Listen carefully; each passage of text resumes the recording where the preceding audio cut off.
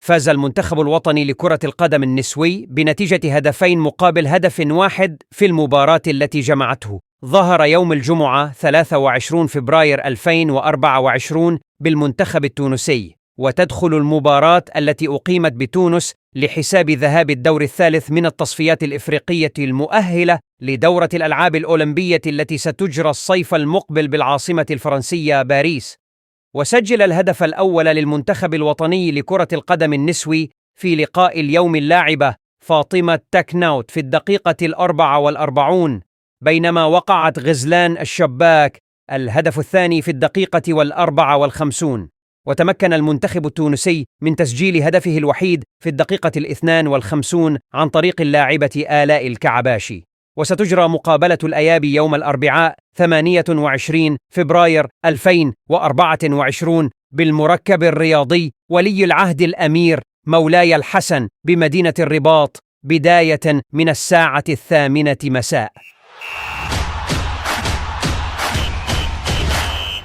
قررت هيئة الحكم بمحكمة الجنايات بمدينة أنتويرب البلجيكية اليوم الجمعة 23 فبراير الجاري الحكم على لاعب المنتخب الوطني ونادي كوينز بيرك رينجرز الإنجليزي إلياس الشاعر بالسجن وغرامة مالية على خلفية اتهامه بالاعتداء على سائق شاحنة.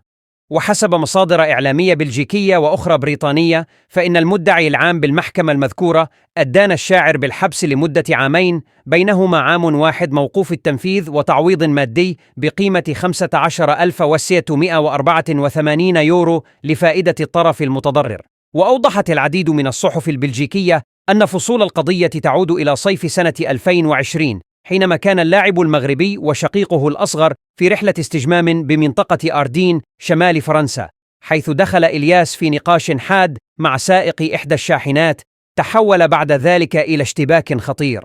واستعان المحترف المغربي في الشجار بالحجر وضرب به سائق الشاحنة على المستوى الرأس، ما تسبب له في إصابة خطيرة نقل على إثرها إلى المستشفى.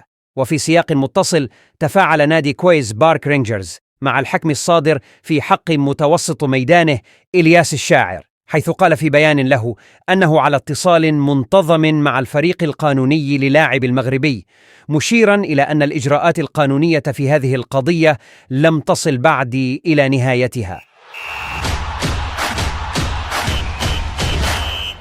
حسمت لجنة النزاعات التابعة للاتحاد الدولي لكرة القدم فيفا في ملف الطعن الذي تقدمت به إدارة نادي الفتح الرباطي ضد انتقال لاعبها الإيفواري هيرفي غاي إلى نادي الرجاء الرياضي، وبات بإمكان فريق الرجاء الرياضي تأهيل اللاعب المذكور للاستفادة من خدمات اللاعب هيرفي خلال المباريات المقبلة.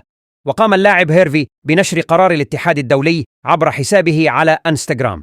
وكان هيرفي غاي قد انتقل إلى فريق الرجاء البيضاوي خلال مرحلة الانتقالات الشتوية الماضية في صفقة انتقال حر، بعدما فسخ عقده من طرف واحد بسبب عدم توصله بمستحقاته المادية. وبات بإمكان نادي الرجاء الرياضي تأهيل لاعبه الإيفواري غاي هيرفي لحمل قميص الفريق الأخضر بعد أن رفضت العصبة الاحترافية في وقت سابق منحه ترخيصا مؤقتا للمشاركة في المباريات.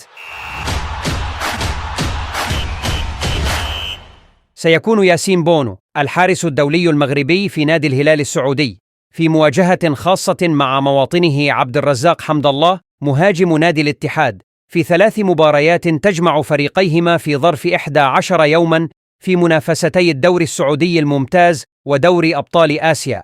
تجمع 3 مباريات حاسمة الهلال السعودي ونظيره الاتحاد، حيث ستكون الأولى في فاتح مارس 2024 في ملعب المملكة أرينا بالرياض برسم الجولة 22 من الدوري السعودي الممتاز، والثانية في الملعب ذاته يوم 4 أو 5 برسم ذهاب دور الربع نهائي دوري أبطال آسيا، والثالثة في ملعب الجوهرة المشعة بمدينة جدة في 11 أو 12 مارس برسم إياب ربع نهائي دوري أبطال آسيا. وكان ياسين بونو وعبد الرزاق حمد الله مساهمين بفعالية ليلة الخميس 22 فبراير 2024 في تأهل فريقيهما إلى دور ربع نهائي دوري أبطال آسيا، إذ أن الأول ساهم في فوز الهلال على سبهان أصفهان الإيراني ب3-1، والثاني أحرز هدفا ليفوز فريقه الاتحاد ب2-1 على نافبخور نامنغان الأوزبكي.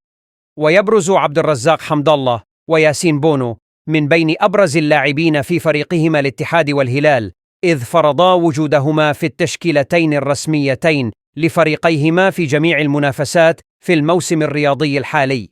فهل يسجل حمد الله في مرمى بونو؟